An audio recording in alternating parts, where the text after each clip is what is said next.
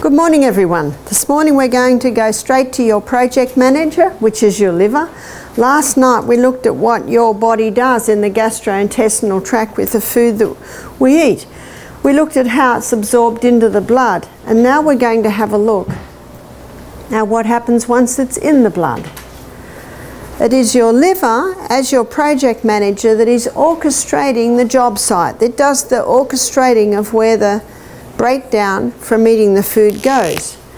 Your liver lives under your right rib, and your liver is the only organ in the body that has the ability to regrow. It is the largest internal organ, often called the Master Chemist, because of the way it is able to break down certain substances, convert certain substances into things that aren't going to harm us. That's why it's also called the Master Chemist. Today is your second day of going on the juice fast, and today your liver will go into a different stage of detox.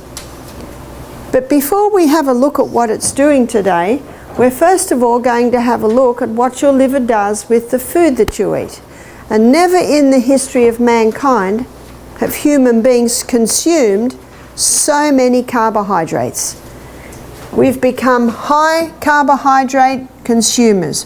Whether I'm in England or Scotland or Australia or America, high carbohydrate consumers.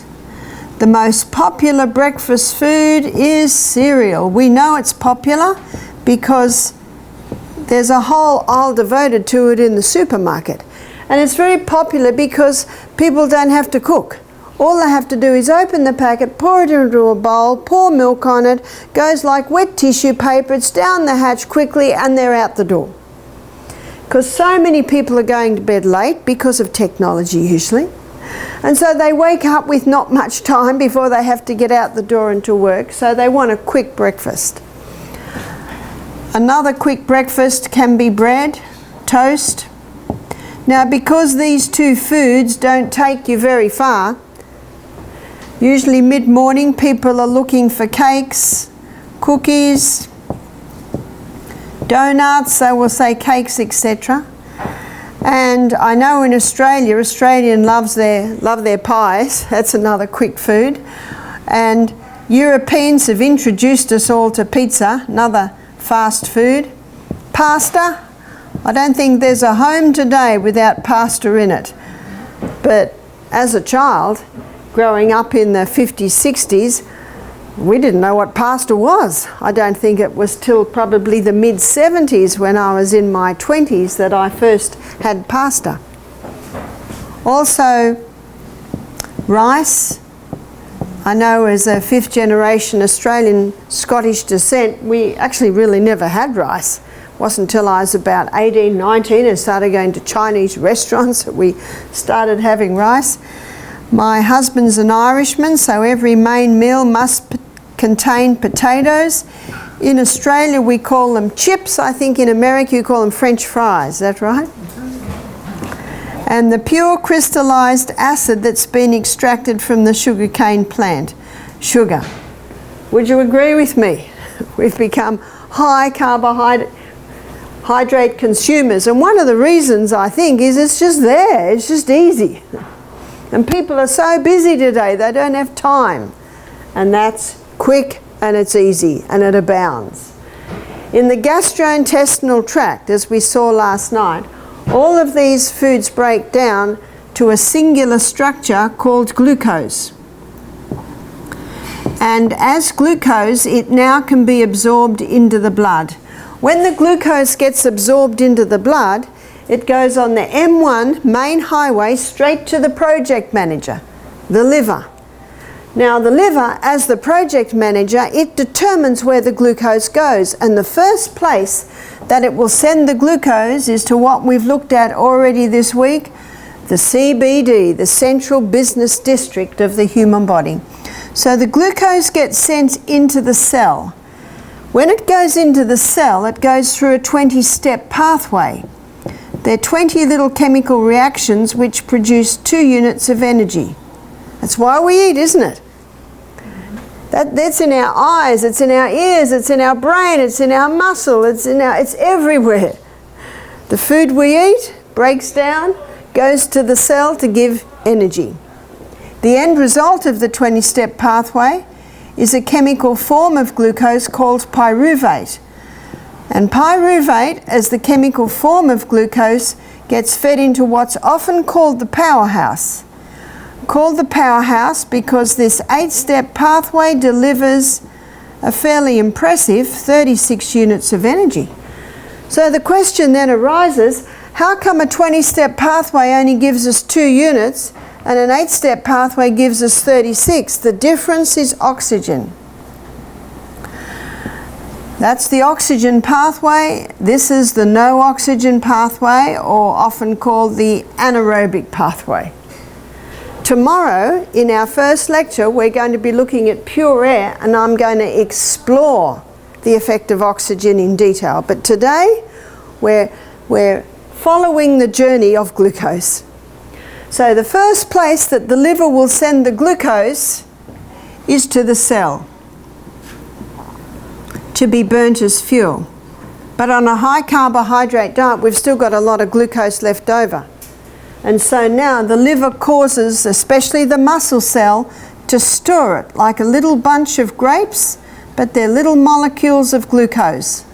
These little molecules of glucose are called glycogen. So that's the second place that the glucose is sent, as glycogen. They're called quick-release glucose stores. Do you wonder how you were able to exercise this morning? We only gave you broth last night. We only gave you lemon water this morning, and you went on your morning walk. It was your glycogen stores, already in your muscle cell, just waiting to be plucked. And they begin to be plucked as the body requires them. And as you started walking and your muscles started working, they needed more fuel, more oxygen, and being outside in the fresh air, you were getting lots of oxygen, and these little glycogen stores were plucked. That's why the best time to walk is before you eat. Because if you walk after you eat, a lot of your body's energies is going to digestion. That's why you shouldn't swim or dive in a pool or the ocean straight after you've eaten. Because you'll take the blood that should be digesting away to the working muscles, to the skin. But on a high carbohydrate diet, we've still got glucose left over. And so now the body stores that glucose under the direction of the liver in the most amazing fuel depot in the body. It's called fat cells. And what's happening to Americans on their high carbohydrate diet? They're getting bigger and bigger and bigger. That's the third place that the liver will cause all the excess to be stored, is as fat. And since probably the 80s, the message has gone out from nutritionists, if you want to lose weight, stop the fat. Now I've just shown you basic anatomy and physiology here, basic biochemistry. Is it the fat? No, it's not the fat. It's not the fat. It's actually this excess glucose that the body can't use forces the liver to store it as fat. In the 1850s, a man called William Banting, a businessman, was putting on weight. He went to a very famous doctor called Dr. Claude Bernard. Claude Bernard was actually a contemporary at the time of Pasteur and Beauchamp, as we looked at yesterday. And he believed, as Beauchamp did, that germs don't cause disease, they're the result of unhealthful conditions. So William Banting went to Claude Bernard to get help to lose weight. Claude Bernard did what Banting thought was a strange thing. He took him off all carbohydrates. Now in the 1850s it was called starch. Took him off all the starches. So what did he eat? He ate a high fibre diet, lots of vegetables, with the exclusion of the highest carbohydrate vegetable, which is potatoes. He ate a lot of protein. He ate meat, butter, cream, cheese, fish, chicken. So he was also having generous forms of fat. So this was the diet that William Banting was put on. The weight just fell off him. You see, if you're not providing this quick release glucose from the carbohydrates, your liver can convert protein and fat to glucose, and your liver can convert the stored fat back to glucose. That's called gluconeogenesis, creating glucose from the storages. So William Banting was never hungry. He had lots of energy. Weight was just falling off him. He was very happy with this diet, so he wrote a paper on it called The Bant. He called it The Bant. And today we'd say it went viral, but there was no internet then, but it became very popular. And people loved it because it worked. In fact, it was said that if you were on a diet, people would say, "Are you doing the Bant?" It was William Banting's diet. That's 1850s. Let's fast forward to the 1980s. Does this ring true of another diet was very popular? The Atkins diet. Atkins didn't know about William Banting, but Atkins, as a doctor, GP, he knew his science, and he just theorized himself. If I stop all the carbohydrates, my body will start eating my fat stores, and so I don't get hungry. I'll eat these foods. Weight just fell off him. I think we know the story. His book was #1 on the New York Times best-selling book list 4 years running. The nutritionists hated him. Someone loved him. Who loved him? The people. Why? It worked. Isn't that what we're interested in? Today, there are many books. You've got the FODMAP diet, the paleo diet, you've got the zone diet, the beach diet, you've got Bruce Fife books, and they're all saying the same thing. And in the multitude of counsellors, there is safety.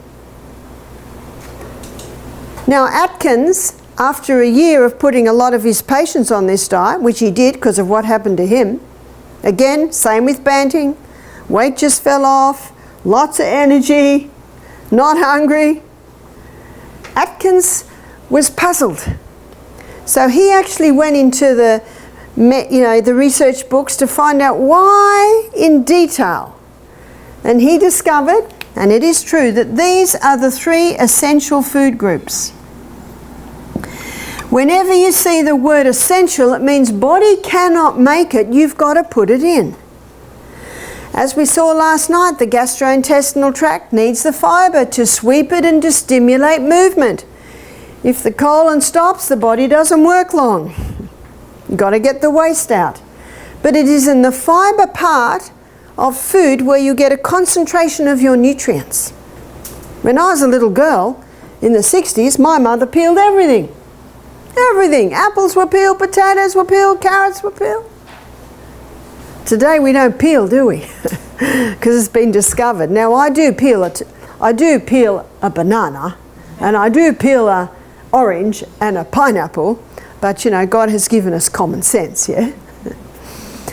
In fact, in the potato, it's underneath the skin is the concentration of the highest amounts of nutrients. So fibre is essential because of the colon and because of the concentration of nutrients. Atkins found that protein was an essential nutrient. Yesterday we looked at the DNA. The new cell is built up from the amino acids, breakdown from the protein. Crosswood bands on the DNA, amino acid, breakdown from the protein. 50% of the membrane around every cell in the body is protein. Now that makes protein pretty important. You cannot heal without protein. Atkins also found that fat was an essential nutrient. Now, did you hear that? Essential. 50% of the membrane around every cell in the body, whether you're 100 pound or 300 pound, it's 50% fat. You cannot access your fat-soluble vitamins unless you're eating them with some form of fat. The brain cell, the membrane around that, is 70% fat. Do you know what the fattiest organ in the body is? Brain. And you know what the brain loves for fuel? Fat. Is this fat-free phobia, this fat-free diet that Americans have been spun as a lie for so many years, is that what's contributing to the Alzheimer's, the dementia, the Parkinson's, the multiple sclerosis, the actual mental illness we're seeing? I wonder. What Atkins found in his research is that the non-essential food group is actually carbohydrates, the starches. In fact, you can almost live without them. It's very hard to have no carbohydrate because every vegetable has a little. But let me define this, because I'd hate for anyone to quote me as saying carbohydrates are bad. They're not bad. Got that? Aren't you happy? Because we do like all that. My husband would never forgive me if the potatoes stopped. No. They're not bad. Everyone got that? It's only when they're overdone and refined. And isn't that what most people do? On this high carbohydrate diet, people are overdoing the non-essential and actually missing out on the essentials. This is one reason why so many are sick. So as a non-essential, this is the negotiating part of your meal. And the negotiations change depending on your size. Last week I stayed with a man who was 6'10". He needs more carbs than me. His son was 6'6". He needs more carbs than me. So you see, your negotiation depends on your size, depends on your age, depends on your fitness, depends on your weight, depends on your sex, depends on the amount of physical and mental output you're doing in the day. It's your negotiating. I was pregnant or breastfeeding non-stop for 14 years. I ate more carbs then than I eat now. In fact, I eat very little carb. Why do I do that? I love the results. Weight stays the same, brain is sparky, everything works. And what does the Bible say? Prove all things in 1 Thessalonians 5:21. Prove all things and hold fast to that which is good. If it works, do it.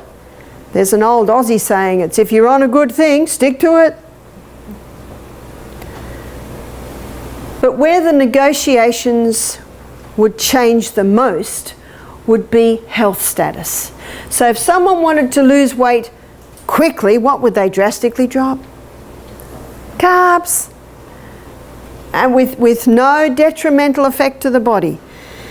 Last year on Catalyst there was a documentary called Fat or Fiction. And there were professors on there just blowing this theory that fat is bad. It's actually essential.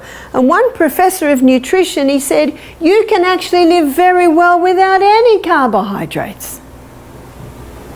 But again, we don't suggest you do, but maybe initially to lose weight, you'll stop them all. And if someone wanted to conquer diabetes, what would they drastically drop? The carbs. And unfortunately, how many nutritionists tell diabetics to eat what? Wholemeal rice, wholemeal bread, wholemeal, lots of carbs. Oh yes, the complex carbs are superior to the refined, but you can still overdo the complex. But so if you wanted to lose weight, conquer the diabetes, we've seen many people conquer diabetes. We had a chap here last year in June, he came on 90 units of insulin a day. After 2 weeks being here, he left on 10 units of insulin a day. He contacted me, that was June, he contacted me August off all his insulin. And he'd sit next to me every meal and say, have I got too many carbs? Have I got too many carbs? And I said, 2 potatoes, give me 1. He said, whatever you say I will do. Do you know that's why he got results?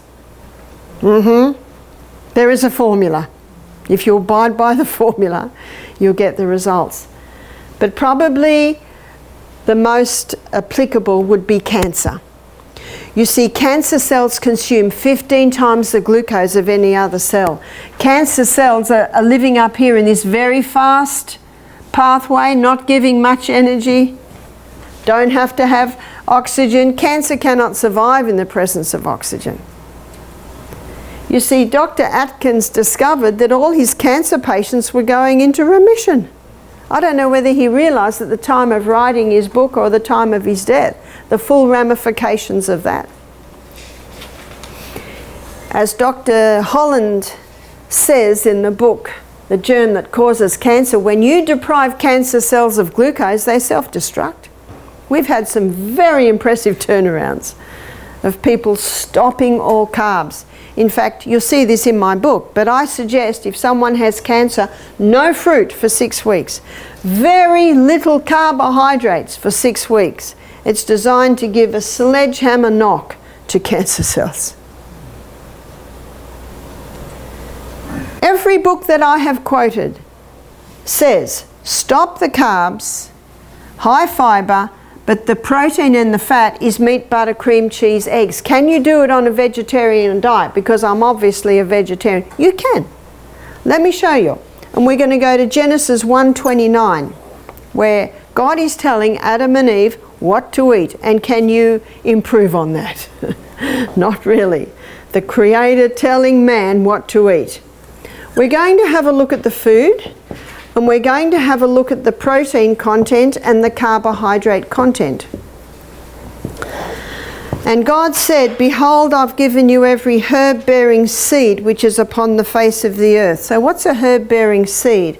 A herb-bearing seed is a grain, a herb-bearing seed is a legume, and a herb-bearing seed is a seed. So let's have a look at the grain. We've got wheat, rye, barley, oats, amaranth, buckwheat, polenta, quinoa, millet, so many grains. They are high in protein, but they are also high in carbohydrate. So let's have a look at our carbohydrate list. How many are from the grain department? So we've got grain, grain, grain, grain, grain, grain, grain. The majority are all from the grain department. What's a legume? Some people call them beans, so that's pinto beans. I'm down in the south and the southerners love their pinto beans and their black beans. Also turtle beans, black turtle beans, and your pinto beans. We've did pinto. Garbanzos, lentils, lima beans, kidney beans, so many legumes. Legumes are high in protein, but they are medium to low in carbohydrate. In fact, some of the low-carb books I've quoted say don't eat legumes, they've got carbs. Well, they have, but not as much as your grain. In fact, your legumes are about 1/3 the carbohydrate content that you will find in your grains. And that's important when you're wanting to drop the carbs. Seeds, pumpkin seed, sesame seed, sunflower seed, chia seed, linseed or flaxseed, they are high in protein and they are low in carbohydrate. So God said, behold, I've given you every herb-bearing seed which is upon the face of the earth, and every tree, in the which of the trees a fruit-bearing seed. What's a fruit-bearing seed? That's your nut. Your nut comes from the fruit of the tree. And we have so many nuts. We've got macadamia nuts, we've got cashew nuts, almonds, Brazils, walnuts, pecans, hazelnuts, not peanuts. They're a legume. Now nuts are high in protein and they are quite low in carbohydrate. There's one problem with nuts, people can tend to overdo them. We should be having a handful a meal. Are you ready for the handful? Fingertips touch the palm of the hand. So that probably averages people, say, between 8 and 10 nuts per meal. One lady said, oh, our 3-year-old has 3 and our 5-year-old has 5. I said, what does your 80-year-old have? You know, that doesn't work, that one. But a little child may fit 2 in there. Can you see that? And my friend who was 6'10", he's got a big hand. He can fit more nuts. He needs more nuts. That's a good guide. So my suggestion to ensure you're having the adequate 3 essentials is to increase your legume, nut, seed part of the meal. And to ensure you don't overdo your non-essential, decrease the grain part of the meal. That's an easy way to do it. And the meals that we serve you from tomorrow on will be an illustration of how you can do this. Never negotiate your fibre, protein and fat. Negotiate your carbs. That's how you can do it on a vegetarian diet, and you can do it very well on a vegetarian diet. In fact, one nutritionist in America, he said, when vegetarians stop the meat, they go to the bread. Is that right? And the pasta and the cereal. But it's not a good alternative. If you're going to stop meat, you've got to replace the meat with a protein food. And your best are your legumes. See, if you want to know how to cook legumes, get an Indian cookbook. Get a Lebanese, Italian cookbook. They never had the land to graze the cattle. And of course in India the cattle's almost seen as sacred. And so they get their, traditionally they got their protein from their legumes. Most people stop fat because of cholesterol. Yep. So I want to show you cholesterol. Cholesterol is made by the liver. And 60% of the cholesterol that the liver makes is made from glucose. And 20% of the cholesterol that the liver makes is made from fat. Now looking at that equation, you can see it's actually not the butter on the bread, it's the bread under the butter that's the problem.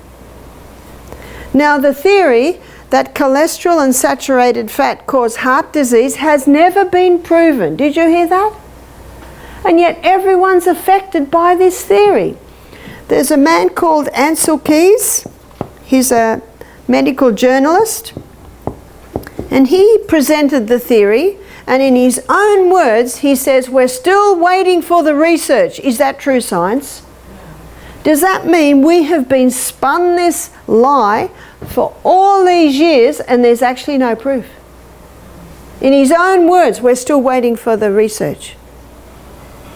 Now he studied, I think it was something like 25 countries to find proof of his theory. And he had to eliminate the Maasai because the Maasai live on blood, meat and milk and 0 heart disease. Did you hear that? So he had to eliminate them. Mind you, they don't live that long. The gastrointestinal tract and other parts of their body can't, it's not a proper nutritional diet. But if saturated fat and cholesterol cause heart disease, surely they'd be the first ones, and yet 0 heart disease. He had to eliminate France and the Netherlands because they love their dairy and it's very little heart disease. The countries he chose that appeared to support his theory was actually more what the fat was associated. It wasn't the olive oil in the pasta, it was the pasta under the olive oil. So he chose something like 11 countries that appeared to support his theory. Time magazine about 2 years ago, front page there was a curl of butter and it said, butter, why we were wrong on the fat. And it was a 6-page article talking about Ancel Keys and his research and how it was flawed. And yet that is what this theory is based on. So what I want to show you today is I want to show you the truth on cholesterol. So there are 2 different types of, or main types of cholesterol that the body makes. There's high density lipoprotein and there's low density lipoprotein. High density lipoprotein is called the good cholesterol, and the reason it's called the good cholesterol is because it is the carrier. It carries away excess cholesterol. LDL is called the bad cholesterol, but did you know that the body doesn't make anything bad? Its role in the body is that of a repairer and a rebuilder. So that's where you're going to find it, wherever there's need of repair or building. But LDL also delivers cholesterol to the brain, and your brain loves cholesterol. It's its favourite food. Do you know what the fattiest and highest cholesterol food on the planet is? Breast milk. In the first month of the baby's life, because that developing brain must have high cholesterol, high fat, for the brain to develop properly. And the farmer knows that if a calf is born and the mother dies, that calf will never be strong unless it's put on another mother cow that's just had a baby. And so, because if that calf doesn't get cholesterol, it will never be strong. And if that baby calf is given the cow's milk in the supermarket, that calf will die. Scary, isn't it? And another factor in what we're seeing, especially in children with attention deficit syndrome, hyperactivity, something's happening to those brains. So let's come back and see the role that these two play in the blood. They're actually the maintenance team in our blood. Here's the artery. On the edge is LDL. It sits on the edge because of its low density. High density lipoprotein is always in the middle. Now let's say the person is smoking. There's 4,000 chemicals in a cigarette, and those chemicals can damage the arterial wall. Even medicine today acknowledges the role that smoking plays in atherosclerosis, heart disease. Let's say the person's living in a mouldy house. The mould spores in the blood can poke holes in the arterial wall. Let's say a person has got a lot of mercury fillings in their mouth and they're eating a lot of fish. They're trying to get off the carbs, so they go to the fish. The mercury can also damage the arterial walls. Let's say the person's on a high sugar, high alcohol diet. That feeds the yeast spores, more holes. Who's going to plug up the holes, student? LDL. So LDL comes along and plugs up the hole. And now you don't bleed to death. What an amazing organism we live in. Now, if the person is not aware of the danger of mercury, the danger of the cigarette, the danger of mold, the danger of the sugar and the alcohol, the damage continues. And what's happening in the arterial wall? It's building up and up and up. So this becomes very narrow. And if the person's dehydrated and the blood cells stick together, it's very easy for a blockage to be made, and there's your stroke, there's your heart attack. And who's blamed? Cholesterol, yeah? Cholesterol. To blame cholesterol for heart disease is like blaming the fire trucks for the fire. They must cause the fire, they're always there. Let me tell you the story of Dr. David Harris, a good friend of mine in Australia. He's a cyclist, he's very fit. Every year he's 50s. He goes over to Europe and cycles for 200 Ks. He's a vegan, vegetarian. His doctor was a bit concerned that he was getting breathless, so he did a scan on his main arteries in his heart. 80% occlusion, some of them 90% occlusion. He had to have 5 bypasses. His arteries were so blocked. He's a vegetarian. He's very, very fit. I was talking to him, he said, Barb, it's genetics. Remember about genetics? Genetics loads the gun, lifestyle pulls the trigger. I said, Dave, I told him that. I said, you know, a lot A lot of research scientists are saying today you can only apply 2% to genetics. I said, watch my liver lecture. He got back to me, he said, oh dear. He said, as a child, my father was a chain smoker. Stroke number 1. Chain smoker. So he's already getting damage in his arterial walls as a child. He said, I want to put on weight. A lot of vegetarians don't realise the need for protein. So he went to swordfish. Now swordfish has the highest amount of mercury. He was having it sometimes 3 times a day. After 2 years he got mercury poisoning.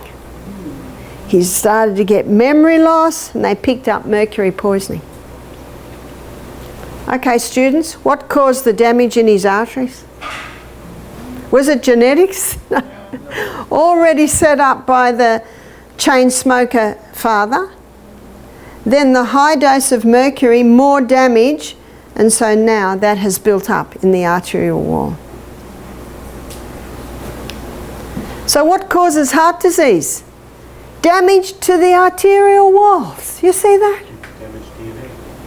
All the LDL's doing is what it's designed to do, plug up the holes. I have 5 books at our health retreat, all written by doctors. One's The Great Cholesterol Deception by Dr. Peter Dingle, The Great Cholesterol Con by Dr. Malcolm Kendrick. He's a cardiovascular surgeon. He's scathing in his book on this theory. He said there is no evidence that cholesterol and saturated fat cause heart disease. He said it's the biggest myth that's ever been presented to human beings. He actually says it's criminal. So that's Dr. Malcolm Kendrick, British cardiovascular surgeon. He said there's one group of people that have always had trouble with this theory, and it's the heart specialists, because their patients with low cholesterol levels are having heart attacks. Another book is called The Great Cholesterol Myth by Dr. Well, actually he's not a doctor, but he is a PhD in another area. His name's Johnny Bowden. Another one is The Cholesterol Lie by Dr. Dwight Lundell. He's performed 10,000 bypasses. And what's he written? A book called The Cholesterol Lie. It's not cholesterol. Now last June we had a nutritionist do the program here, June 2016. This lady was 69. She was here with her husband, who's a scientist, and she said to me, I've got the privilege of being schooled in university 40 years ago.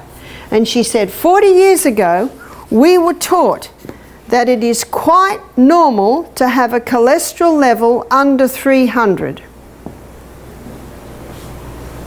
Did everyone get that? What do they tell you today? If you're under 200, you've got to go on cholesterol lowering medication. Have people changed? No. Has heart disease dropped since they changed the figures? No. And what's the definition of insanity? To do what you've always done and expect different results. I praise God that I had the privilege of meeting this woman and discovering this. They've changed the figures. In fact, last year we had a young girl, 33, do the program. She said, Barbara, my cholesterol levels are dangerously high. The doctor said I have to go on cholesterol lowering medication, and she's 33. I said, what are your cholesterol levels? 191. I said, that is not high. That is normal. And what does the doctor say? You got to go on cholesterol lowering medication or you'll have a heart attack and die. Never should we make a decision on this. What I'm giving you are the facts. She's a PhD nutritionist, trained in university, works with doctors. And she said 40 years ago, under 300 was perfectly normal. Do you know what that means? Today, under 300 is perfectly normal. Got that? And if it's going up a little bit high, maybe you should stop eating fish and get your mercury fillings out. Can you see that? There is a reason. The liver only makes it according to the demands of the body. And so what the doctor does, he puts the person on cholesterol lowering medication. What does that do? That blocks the pathway in the liver that the liver uses to make cholesterol. But that same pathway the liver also uses to make coenzyme Q10. And what's coenzyme Q10? That's your heart protective enzyme.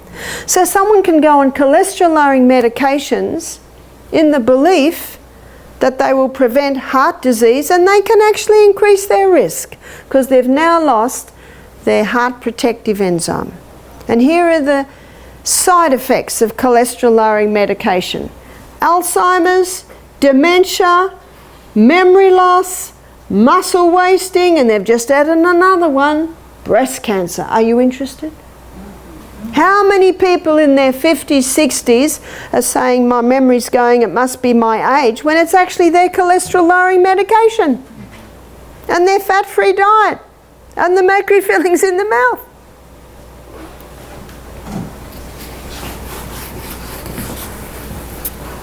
Knowledge is power.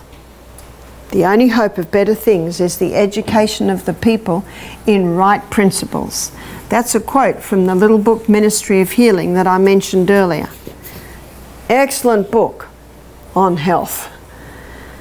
So what's your liver doing today? We're not giving you enough glucose to run on.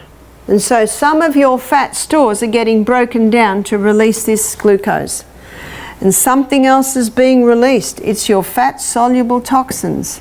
All through our life, fat-soluble toxins come into our body and they go straight to the liver, and the liver looks at this fat-soluble toxin and says, nasty guy, wrap him up in fat and store him. Then you come to Living Springs Health Retreat. The fat cells get broken down, the fat-soluble toxins once again released. That's why your breath may not be as nice as usual. Your body odour may not be as nice. What you're leaving in the bathroom is maybe a little worse. I was going to say not as nice as usual, maybe a little worse than usual. It's the fat-soluble toxins that you're releasing. And it also explains why this program's often called a detox or a cleanse. Now your liver can't release that fat-soluble toxins. It can't be released out of the body. It has to be broken down to a water-soluble state. And the liver does this in 3 phases. So phase 1 began yesterday on your first day on juices. Phase 1, the liver took this fat-soluble toxin and broke it down to a metabolite. A metabolite basically means first stage of metabolism. Now this metabolite is a lot more complicated than it originally was. It creates a lot of free radicals, and free radicals damage the tissues. It creates a substance that is sometimes 100 times more toxic than it originally was, especially in the case of alcohol this happens, and it is highly volatile. So the comment now usually is, what's the liver doing? It's just created something worse than it originally was. It's a process. It's like when you clean out the kitchen cupboards. The kitchen looks 100 times messier than when you started. It's a process. And your liver has certain needs at this stage to cope with this highly toxic metabolite. It needs antioxidants. Antioxidants have a nickname. They're called free radical scavengers. Your most potent antioxidants are beta-carotene, and beta-carotene is found in all your green and your yellow and your red and orange coloured vegetables. Notice that the juices we give you are either green or orange or red. So we supply you with high antioxidants. Another antioxidant, and probably the most famous, is vitamin C. I'm not talking about ascorbic acid. Ascorbic acid is in the Calcium Lie. Dr. Robert Thompson, he explains ascorbic acid like this. He said it's like the envelope. You get an envelope in the mail with nothing in it, It's useless. And that's what ascorbic acid is. It's the envelope. So when you buy vitamin C, it must be vitamin C containing bioflavonoids. That's the whole C. You'll also, what is also considered the third most important antioxidant is vitamin E. And you are getting your vitamin E at the moment in your protein drinks that has a little coconut cream in it. Also minerals, they're not antioxidants, so I'm going to write them sideways, but they are required at this stage, and vitamin B. So we are giving you a vitamin B supplement. We are nutritionally supporting your liver to be able to effectively detoxify you. Now, within 36 hours of beginning a detox program, phase 2 kicks in. And in phase 2, the liver takes this highly toxic, highly volatile metabolite and it joins it together with amino acids. The union of this highly toxic, highly volatile metabolite and the amino acids produces a water-soluble state. And remember, as the water-soluble state, it can be easily released out of the body. So the symbol for the water-soluble state will draw a wave in a box. Phase 3 happens in conjunction with phase 2. And in phase 3, the liver takes this water-soluble state and it releases it out via your sweat glands. That's why your most important steam bath is today. Make sure you have a good sweat, because today you'll be releasing more water-soluble toxins than any other time in the week. Your detox won't stop tomorrow when you start eating food. It'll slow down.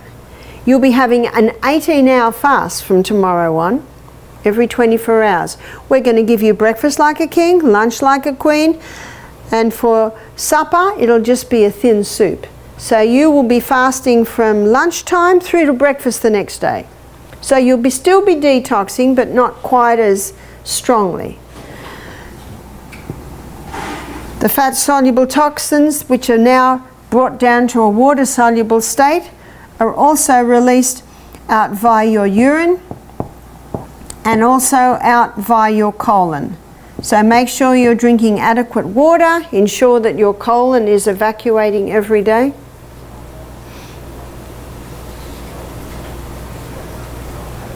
So we can live a happy, healthy life on planet Earth in 2017, even with the amount of environmental poisons we're exposed to, if we give the liver the right conditions.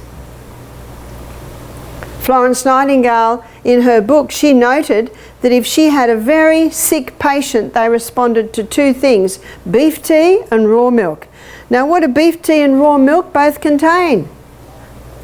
Protein. Now, we're not going to give you beef tea or raw milk. We're going to give you pea protein powder. There's some excellent pea proteins today. This also explains why today it is better to do a 2-day fast once a week or once a fortnight than a 10-day fast. And it's also why we only fast you for 2 days, because by the 3rd day, too many fat-soluble toxins are released and too many toxic metabolites. A person can actually be sicker after a long fast than when they started. We had a lady come from Malaysia. She sold her house to come to our health retreat. She had breast cancer. She was only 43. Now, I always say with our health retreat, we are not a hospital. We cannot give hospital-type care. So if someone is needing care, they will need to come with a carer.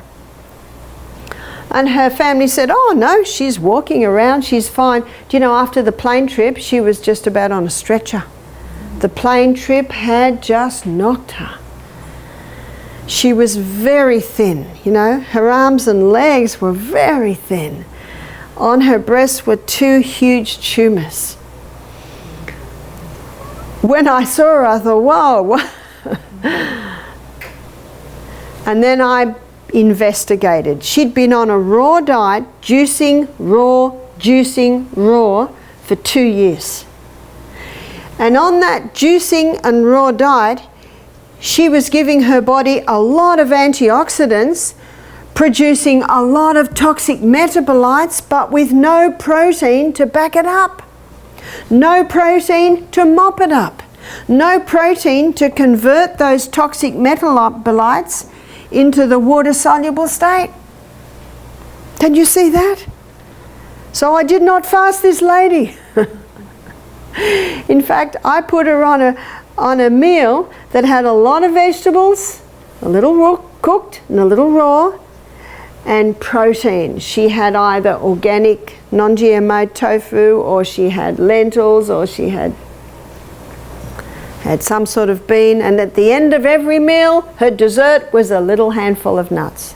Oh, she was so happy. It's as if her body was starving. I would like to suggest that these metabolites she was creating is what formed these huge tumours on her breast. We wanted to put her in the sun, but if we put her outside, the flies just... So we put a hat on her with a little mosquito net on it so she could get some sun. I took her straight to the doctor. The doctor said, "What do you want me to do?" I said, "Just acknowledge." Because I have to tell you the truth, I did not think she would last 24 hours. But you know, as we started to build her up, she began to respond. Her energy started to come back. She began to walk a little bit. She was dying of malnutrition. And the toxic metabolites were making things worse. And when someone's that thin and that weak, a raw diet doesn't do it. We had to give her some cooked food, which is partially broken down.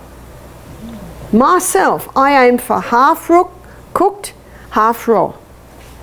If I have a 300-pound person come, they can go on raw diet for a period of time. Can you see? You've got to play with this. Doesn't go well for everyone.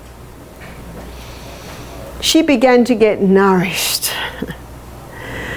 She was with us a couple of months. I said to her family, if I were you, I would take her home, because she was in such, you know, an advanced state. I don't know whether she'll make it.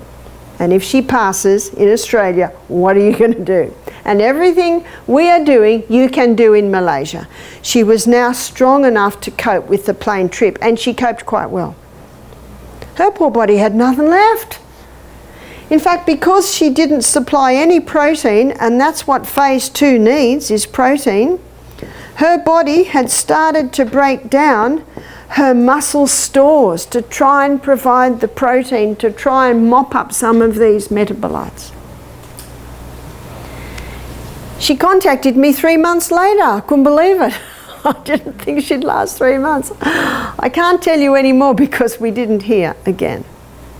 But it's an illustration of how living today, 100 years ago, you could go on a week's fast, but not today, because we are dealing with so many fat-soluble toxins. In fact, we need more protein today. Because remember what the protein does? It actually joins together with this toxic metabolite to produce the water-soluble state. I gave this lecture one year and a man said to me, "This is very interesting, but it's not for your academics." I said, he said, "It's not for your lay people, it's only for your academics." I said, "Lay people have livers too, you know." Huh? Too long, much of this information has been locked up. And that also shows us how we need the high fibre. There's all your vegetables. Generous proteins, legumes, nuts, seeds, healthy fats to support the liver. One man said, "Barbara, if I have legumes, no one wants to come near me." I said, well, they need to be properly prepared. You need to throw away the dirty water. You know what the dirty water is? I think it's called pot liquor. Is that right?